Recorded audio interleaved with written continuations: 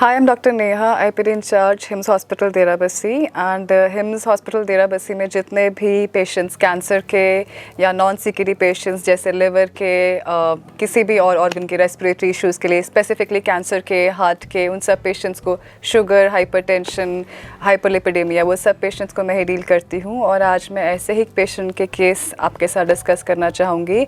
आज मेरे साथ मेरे पेशेंट हैं जसवंत सिंह जी। जसवंत सिंह जी मेरे पास एडमिट हुए थे 3 तारीख को।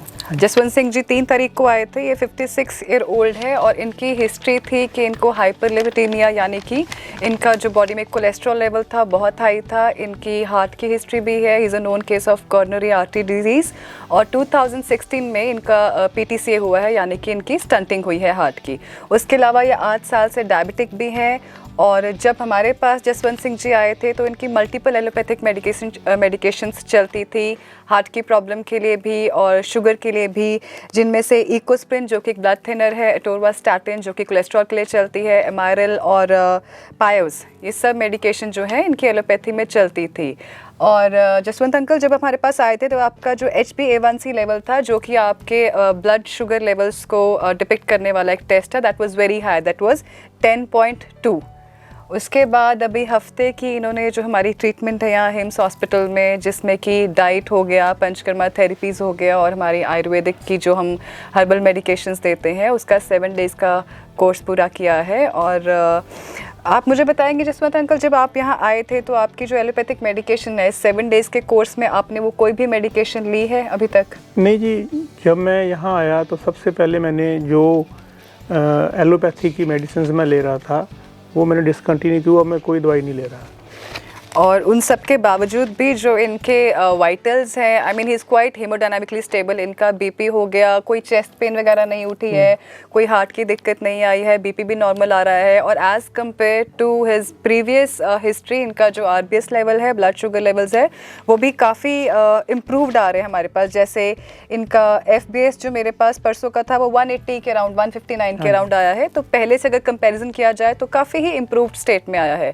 थोड़ा लोअर बैक एक का इशू भी था जब आप यहाँ आए थे, स्टिफनेस का। हाँ जी, स्टिफनेस तो उसके लिए भी हमने आपकी थेरेपी जो कराई थी, तो उससे कितना इम्प्रूवमेंट हुआ? उसके भी मेरे से ना झुका नहीं जाता था, अदरवाइज कोई प्रॉब्लम नहीं। तो वो अब मैं झुक सकता हूँ। सुबह मैं योगा करता हूँ तो अब कंफर्टेबली पहले से ज़्यादा झुक सकता हूँ मैं।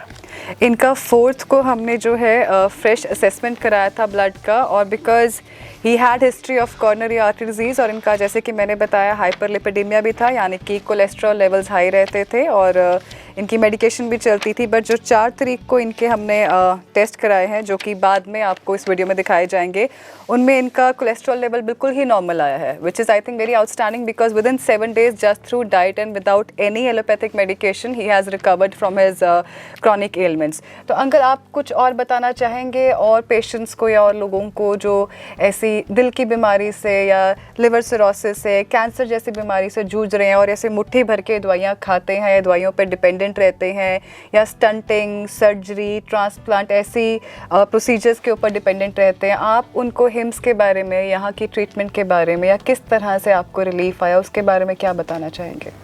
देखो ऐसे है जी, मैं बाई प्रोफेशन बैंक ऑफिसर हूँ। मैंने मनीष आचार्य जी के टीवी चैनल पे जब लेक्चर सुने तो मेरे को ऑलमोस्ट 8-10 साल से डायबिटीज़ है।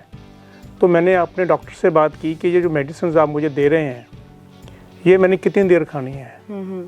तो उन्होंने कहा कि ये आपको हमेशा खानी पड़ेगी जब तक आप अपना जो है ब्लड शुगर मेंटेन रखना चाहते हैं। रादर इनसे भी मेंटेन नहीं हो रहा था, बढ़ जाता था। फिर मैंने आचार्य सर का जब लेक्चर सुना मुझे ये अच्छे से पता चला कि ये जो मेडिसिन मैं ले रहा हूँ ये किसी न किसी स्टेज पे जाके मेरे किसी ऑर्गन को डैमेज करेंगे। एग्जैक्टली।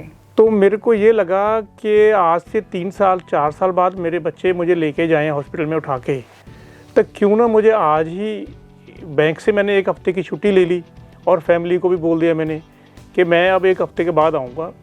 और जो मैंने यहाँ आके देखा ये वाकई बहुत वंडरफुल है। जो हमारी दिन भर की जो हमारी आचार्य जो मतलब 4 दिन में जो हम करते हैं वो बहुत चीज़ें ऐसी हैं ड्यू टू इग्नोरेंस ही हम ठीक नहीं कर रहे।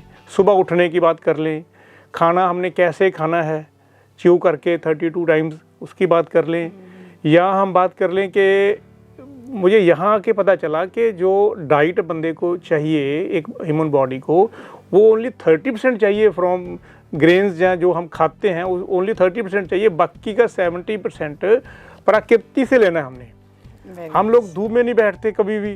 देखो बैंक में गए, ड्यूटी पे गए, आके शाम को घर अंदर ही, और खाना वगैरह खाया 9 बजे के 10 बजे तक, को पता ही नहीं खाना कितने बजे खा रहे हैं, क्या क्या खा रहे हैं, कोई सिस्टम नहीं है। मैरिज में जा रहे हैं तब कोई सिस्टम नहीं है। तो ये चीज़ें आके जब मैंने यहाँ से एजुकेशन ली, क्योंकि यहाँ एक और बहुत बढ़िया चीज़ है, 3 से 4 बजे तक यहाँ एक सेशन होता है जहाँ एक्सपर्ट्स जो है वो जितने पेशेंट्स हैं, जो उनके अटेंडेंट्स हैं, उनसे इंटरेक्शन करते हैं, उनको जो प्रायोरिटीज़ हैं लाइफ की वो बताते हैं।